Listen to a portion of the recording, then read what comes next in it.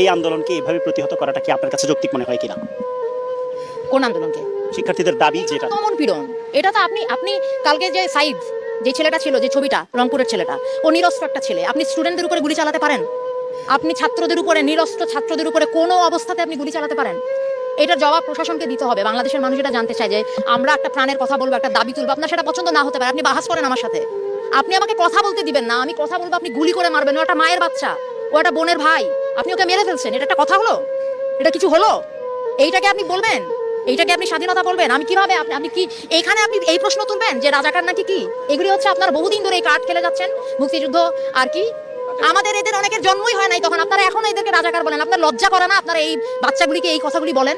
আপনারা লজ্জা করে না যে কেন এই ছাত্র গোষ্ঠী এরকম একটা আশ্রম? আমরা কোথায় কিছু একটা ন্যায্যতার, কিছু একটা অধিকারের কথা বললে আপনারা বলেন যে রাজাকার। আরই আশ্চর্য কথাবার্তা! আমার স্বাধীন দেশে আপনি আমাকে, আমি আমার ন্যায্য অধিকারের কথা বলবো, আপনি কথায় কথায় আমার মুখে ছুড়ে মারবেন রাজাকার, কথায় কথায় ছুড়ে মারবেন রাজাকার। এটা কি ফাইজলামি? এটা বাংলাদেশ, এটা অনেক মানুষ, সাধারণ মানুষ এখানে যুদ্ধ করে স্বাধীন হয়েছে।